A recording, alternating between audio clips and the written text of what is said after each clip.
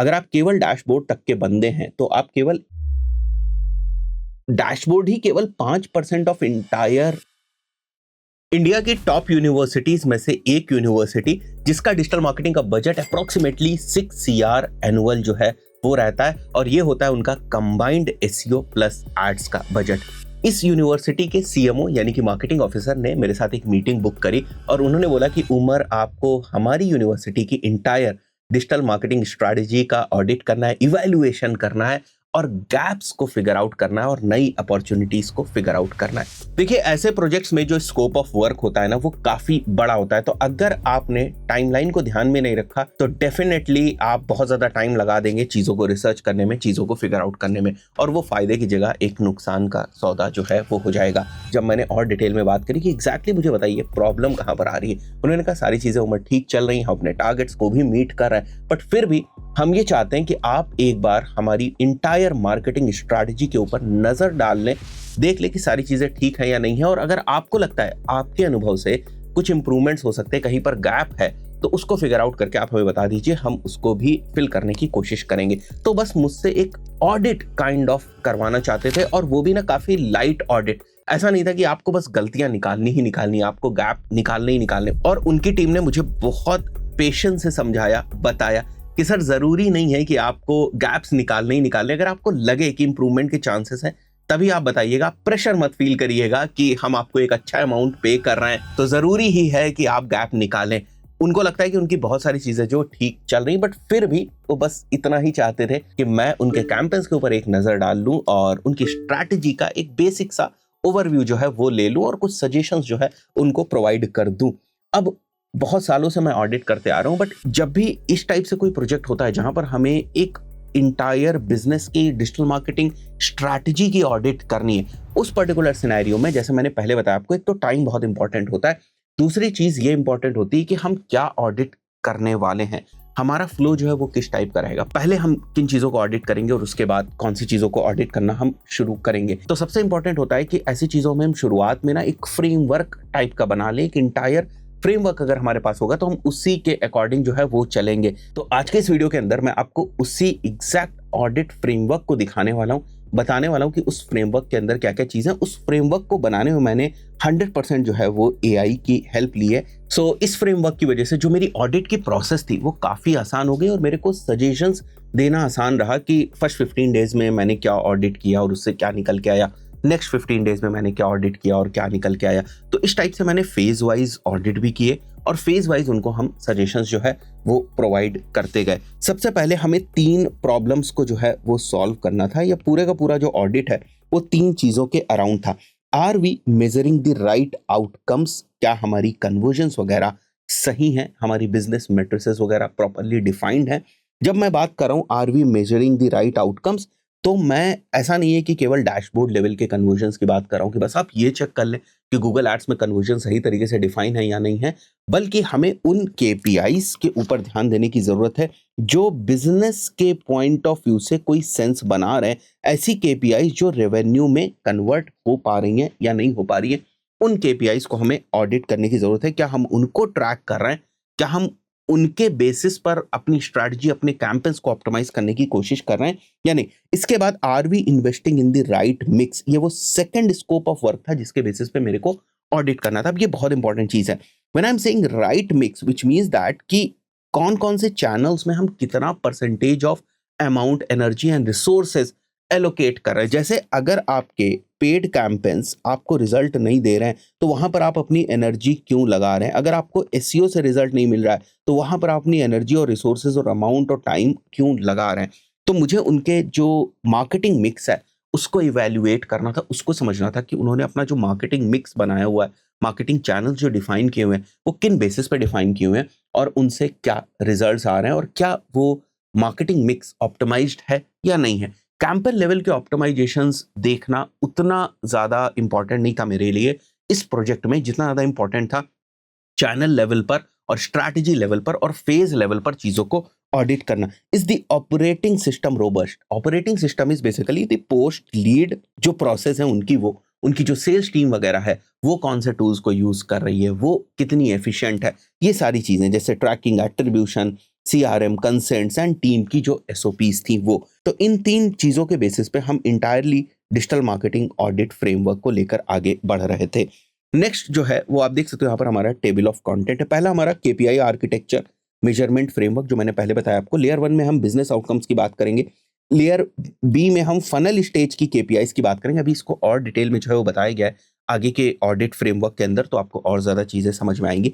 Third is basically channel diagnostics, और उसके बाद जो KPIs हमने डिफाइन करी हैं और जिस टाइप से हम कैंपेन्स रन कर रहे हैं और जो हमारा ऑब्जेक्टिव है, objective to KPIs to campaign, ये चीजें सही हैं या नहीं, this is something which is this thing. तो इस चीज को भी मेरे को ऑडिट करना था। देखो इतने बड़े प्रोजेक्ट्स में जनरली जो कैंपेन लेवल पर चीजें होती है ना वो रोबस्ट रहती, और जब मेरा उनकी टीम के साथ इंटरेक्शन हुआ तभी मुझे पता था कि उनकी जो मीडिया बाइंग की टीम है, जो SEO की टीम है, वो फंडामेंटली वेल वर्स्ड है, अच्छा काम कर रहे हैं वो। बस उन्हें एक स्ट्रैटेजिक लेवल पर एक आउटसाइडर पर्सन का भी व्यू चाहिए था। बिकॉज कई बार क्या होता है कि जब आप इनसाइड वाली टीम से ही बार बार सजेशंस बहुत सारे लेते हैं तो उस पर्टिकुलर सिनेरियो में जो है कहीं कहीं बायसनेस जो है वो आ जाती है, और वो कभी भी कुछ सिनेरियोज में आउट ऑफ द बॉक्स नहीं सोच पाते हैं, वो एक ही चीज को सोचते रहते हैं। Next is basically channel mix assessment जो मैंने अभी आपको बताया। अब इसके अंदर हमारा पहला पिलर है पेड मीडिया को ऑडिट करना। सेकंड हमारा जो पिलर है दैट इज बेसिकली SEO को ऑडिट करना। उसके बाद है हमारा measurement, attribution and data governance. उसके बाद है gap analysis and prioritisation, work आपको कौन से पहले करने, और उसके बाद 15 डेज, 30 डेज और 45 डेज का एग्जीक्यूशन रोड मैप, एक बेसिक सा हमने जो है वो बनाकर दे दिया। And then the last thing is data and access request checklist. तो ये हमने प्रोवाइड करके दी। यही एग्जैक्ट डॉक्यूमेंट जो है उनके पास गया था और इसी के बेसिस पे हमने उस क्लाइंट को क्लोज किया था। आप समझ सकते हैं 6 CR का जो प्रोजेक्ट था वो था एनुअली, वो इतना स्पेंड कर रहे थे, और इन सब चीज़ों में टाइम लगता है। अगर मैं आपको इस टाइप के ऑडिट की कॉस्ट बताऊं तो इस टाइप की ऑडिट की कॉस्ट कहीं भी बिटवीन 5 to 10 लाख रुपीस हो सकती है। अब आपको लगेगा सर क्या इस 30 दिन के ऑडिट के लिए या 45 डेज के ऑडिट के लिए या 45 डेज के इंगेजमेंट के लिए कोई भी यूनिवर्सिटी, कोई भी कंपनी 5 से 10 लाख रुपए किसी कंसल्टेंट को दे देगी? बिल्कुल दे देगी। आप इस बात को समझिए कि ये चीज कितनी ज्यादा इंपॉर्टेंट है, और कितने ही ऐसे कंसल्टेंट होंगे जो इस लेवल पर ऑडिट करने का एक्सपीरियंस रखते होंगे। अगर मैं ये फ्रेमवर्क किसी बिगिनर को भी दे दूं तो क्या उसको मेरा एक्सपीरियंस भी ट्रांसफर हो जाएगा? ऐसा नहीं है ना, उसको केवल ये फ्रेमवर्क मिलेगा। तो जो कॉस्ट होती है दैट इज बेसिकली एक्सपीरियंस की कॉस्ट, कि पहले आपने ऐसी प्रॉब्लम सॉल्व करी या नहीं, तो उसकी वजह से यहाँ पर जो फीस है वो इतनी हाई होती है। और जो कंपनीज, जो यूनिवर्सिटीज इस चीज को वैल्यू करते हैं उनके लिए कोई बड़ी बात नहीं। वरना आपको तो लगेगा अरे मेरे को तो कोई 50,000 रुपए दे तो मैं पूरे का पूरा ऑडिट करके दे दूंगा। आप नहीं कर पाएंगे, क्योंकि इसमें बहुत सारी ऐसी चीजें हैं जो मैं यहाँ पर बात कर रहा हूँ। बिजनेस आउटकम्स हो गए, ऑब्जेक्टिव टू KPI मैपिंग, ये केवल आप एक डिजिटल मार्केटिंग का कोर्स करने के बाद नहीं कर पाएंगे। इसके लिए बहुत अच्छा मार्केटिंग का एक्सपीरियंस चाहिए होता है। बिकॉज ऐसा नहीं है कि जब आप डिजिटल मार्केटिंग कर रहे हैं तो केवल डिजिटल मार्केटिंग है। डिजिटल मार्केटिंग की टीम उनके साथ मिलकर कैसे काम करे, ये सब बहुत सारी चीजें जो है वो आपको समझनी होती हैं, और ये सारी चीजें आप तभी समझ पाते हैं जब आपको उतना अनुभव होता है, और बेसिकली आप उसी अनुभव का जो है वो चार्ज कर रहे हैं। तो अगर यहाँ पर KPI आर्किटेक्चर जो पहली चीज थी उसमें बात करें हम लोग, मैं मोटी मोटी चीजें आपको समझाने की कोशिश कर रहा हूँ। आप आराम से इस डॉक्यूमेंट को मैं अपलोड कर दूंगा अपनी वेबसाइट learn.umardaskir.com के डिजिटल प्रोडक्ट्स वाले सेक्शन के अंदर, वहां से डाउनलोड कर लीजिएगा, आराम से पढ़िएगा। बट मैं मोटे मोटी जो हेडिंग्स है वो आपको समझाने की कोशिश करता हूँ। Business outcomes, north star is basically वो मेट्रिक्स जो आपको अचीव करनी है, वो डेटा जहां तक आपको पहुंचना है। These are the matters that matter to the board. Everything downstream must connect here. Whatever you are doing should connect to your north star metric. मतलब सीधे आउटकम से उसको कनेक्ट करना आना चाहिए आपको। जो भी आप एफर्ट्स करें, जो भी आप कैंपेन बना रहे हैं, वो डायरेक्टली और इनडायरेक्टली आउटकम की तरफ एसोसिएटेड होने चाहिए। सो जैसे रेवेन्यू पर conversions, by product, by geography, by segment, ये सारी एनालिसिस करनी थी।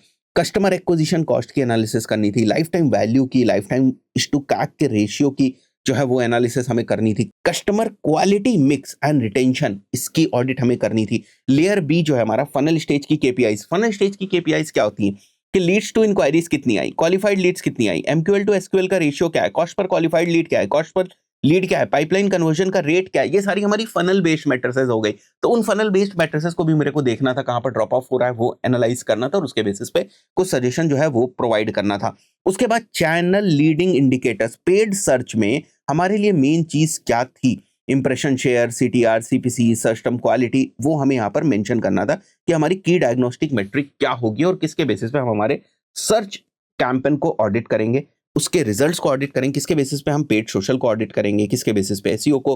तो यहाँ पर अगर आप देखें तो एसईओ में जैसे लिखा हुआ है कि मेरे को नॉन ब्रांडेड शेयर वर्सेस जो ब्रांडेड शेयर हो रही थी उसको ऑडिट करना था। प्रोडक्ट सर्विस पेजेस कौन से रैंक कर रहे थे, कौन से मिसिंग है, ऑर्गेनिक कन्वर्जन रेट कितना है, इंडेक्स कवरेज कितना है, core web vitals, basically technical थोड़ा सा जाने की जरूरत थी तो उसको ऑडिट करना था। तो यहाँ पर हमारे चैनल वाइज की डायग्नोस्टिक मेट्रिक्स हैं। उसके बाद ऑब्जेक्टिव टू केपीआई मैपिंग है, मतलब अगर हमें रेवेन्यू को प्रॉफिटेबली ग्रो करना है तो हमें कैक समझ में आनी चाहिए कि हमारी cost of acquiring a single customer जो है वो कितनी आ रही है। अगर मेरे को रेवेन्यू प्रॉफिटेबली ग्रो करना है तो इंक्रीज क्वालिफाइड इंक्वायरी वॉल्यूम अगर हमें करना है तो कॉस्ट पर क्वालिफाइड लीड यानी क्वालिफाइड इंक्वायरी का जो रेट है वो क्या आ रहा है, ऐसी हमारी केपीआई जो है वो डिफाइन करी गई। इसको और ज्यादा मॉडिफाई किया गया था। This one was just an idea कि हम किस डायरेक्शन में जाएंगे। इसके बाद एक और डॉक्यूमेंट बना था जो मैं आपको बेसिकली नहीं दिखा सकता क्योंकि उसके अंदर ना बहुत सारी चीजें मेंशन हो, मैं ब्लर करने भी जाऊंगा ना तो सब कुछ ब्लर हो जाएगा, इसलिए उसको थोड़ा सा दिखा नहीं सकते। वहां पर ये सारी थोड़ी थोड़ी चीजें जो चेंज हुई थी, बट अगर आप देखेंगे तो मोटा मोटा फ्रेमवर्क यही था। इसके बाद ये हमारा ऑब्जेक्टिव टू केपीआई मैपिंग हो गए। उसके बाद देखो आप, चैनल मिक्स असेसमेंट फ्रेमवर्क है। मेजरमेंट की इंटीग्रिटी का वेटेज हमने दिया है 25%। इसी तरीके से इंक्रीमेंटल कंट्रीब्यूशन का वेटेज हमने 25% दिया है। एफिशिएंसी मार्जिन का हम लोगों ने 20% का वेटेज दिया हुआ है कि चैनल मिक्स को ऑडिट करते वक्त हम किसके बेसिस पे उसको जो है वो वेटेज देंगे। जैसे कोई चैनल है जिसका ऑपरेशनल रोबस्टनेस बहुत अच्छी है तो 15% का उसका वेटेज हो गया, जिसकी स्केलेबिलिटी एंड रिस्क उतनी अच्छी नहीं है, मतलब वो स्केल नहीं हो सकता, तो ये 15% वाला जो वेटेज है वो उसका कट गया। भाई किसी भी चीज को आप ऑडिट कर रहे हैं तो किसी बेसिस पे ऑडिट करेंगे ना, ये वो 5 बेसिस है, ये उसका स्कोरिंग मॉडल है।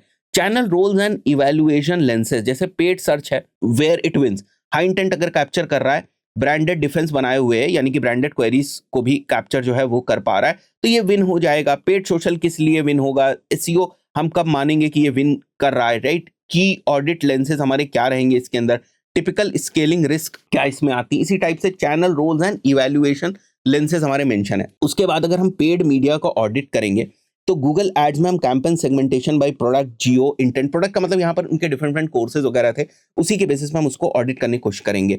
अगर मैं अकाउंट गवर्नेंस के पॉइंट ऑफ व्यू से बात करूं, दूसरा हमारा कन्वर्जन स्ट्रैटेजी हेड है, मतलब पेड मीडिया ऑडिट के अंदर अकाउंट गवर्नेंस है कि अकाउंट में जो डिफरेंट डिफरेंट कैंपेन्स हमारे क्या वो राइट डायरेक्शन में है या नहीं। उसके बाद कन्वर्जन स्ट्रैटेजी हमारी क्या है, उसके बाद बिडिंग एंड बजट का ऑडिट। अगर हम एक एक कैंपेन को बहुत डिटेल में ऑडिट करने चले जाएंगे तो मैंने बताया ना 1-1.5 महीना उसी ऑडिट में लग जाएगा। तो हमें सबसे पहले डिफाइन करना था कि हमारा स्कोप ऑफ ऑडिट जो है वो क्या रहने वाला। इसी तरीके से टारगेटिंग एंड इंटेंट कंट्रोल है, क्रिएटिव सिस्टम को हम ऑडिट करेंगे। मेटा एड्स की क्रिएटिव सिस्टम में देखो क्या क्या है, जैसे creative diversity across angles, formats and hooks, refresh cadence defined proactively not reactively, मतलब कि हमें कितने टाइम के बाद जो है वो अपने क्रिएटिव्स को चेंज करना है, उसके पॉइंट ऑफ व्यू से हमारे पास क्रिएटिव्स पहले से ही in the form of inventory होने चाहिए। ऐसा नहीं कि जब गाड़ी छूट जाए तो हम बैठे हैं क्रिएटिव बनाने, तो हमारा टाइम, एनर्जी, रिसोर्सेस, बहुत सारी चीजें वेस्ट होंगी। तो जब भी हम डिजिटल मार्केटिंग की स्ट्रैटेजी एक टीम लेवल पर, एक प्रोजेक्ट लेवल पर ऑडिट करते हैं तो वहां पर केवल ऐसा नहीं कि हम केवल कैंपेन्स को ही देख रहे हैं, हम ये भी देख रहे हैं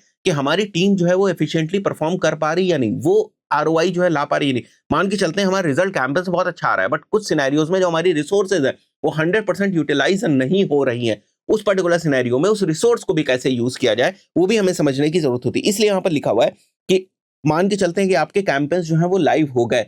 अब आप सोच रहे हो ठीक है 10 दिन बाद जब कैंपेन्स लाइव होने के बाद परफॉर्म करेंगे, कुछ डेटा आ जाएगी, उसके बाद हम नए क्रिएटिव्स जो है बनवाना शुरू करेंगे, तब तक आपके ग्राफिक डिजाइनर्स क्या करेंगे, तब तक आपकी क्रिएटिव टीम क्या करेगी, तो उनको भी तो इंगेज रखना है ना, उनकी भी तो प्रोडक्टिविटी निकालनी है। Success metrics tied to qualified outcomes, not just CTR और CPL. A B testing structured with clear decisions, rules और नॉट, क्योंकि आज के टाइम में एबी टेस्टिंग बहुत हैवी होती है मेटाड्स में, इसलिए जो पॉइंट है वो यहाँ पर लिखा हुआ है। इसके अलावा अगर आप देखें तो ये इसी से रिलेटेड है, लैंडिंग पेजेस एंड सीआरओ का, यहाँ पर जो हम लोगों ने डिजिटल कैंपेन्स के ऑडिट की बात कर रहे हैं उसके पॉइंट ऑफ व्यू से तो लैंडिंग पेज एंड सीआरओ में भी गूगल एड्स में आप क्या सर्च करते हैं, मेटा एड्स में क्या करते हैं, ठीक है। तो ये बेसिकली किन पैरामीटर्स पे आप ऑडिट करेंगे। इसी तरीके से जो हमारा चैनल मिक्स का सेकंड पिलर है, दैट इज बेसिकली एसईओ को ऑडिट करना। अब यहाँ पर देखो टेक्निकल फाउंडेशंस भी देखनी है हमें, ऑन पेज भी देखना है, कंटेंट स्ट्रैटेजी क्या है, कंटेंट स्केलिंग की उनकी क्या अप्रोच है।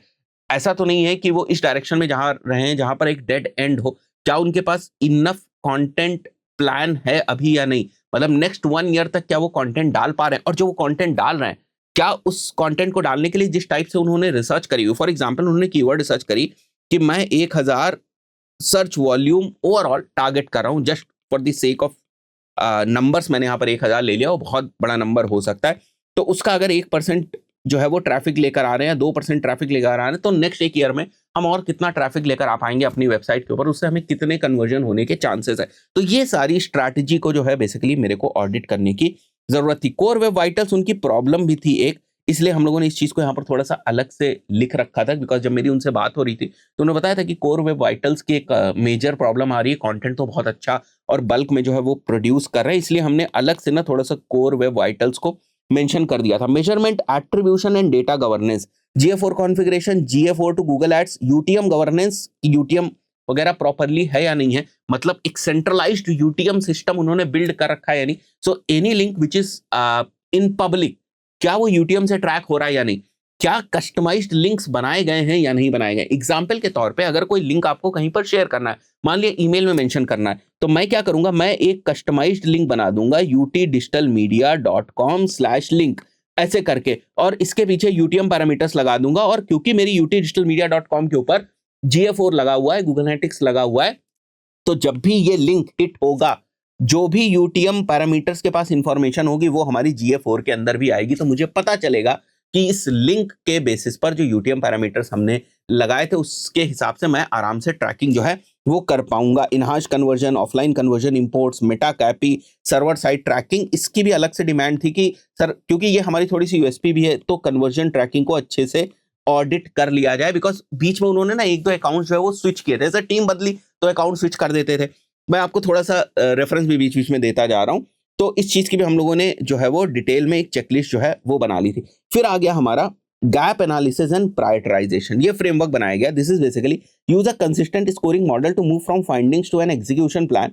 The output is a ranked backlog with owners, evidence, expected impact, effort and KPI, not a long checklist with no execution plan।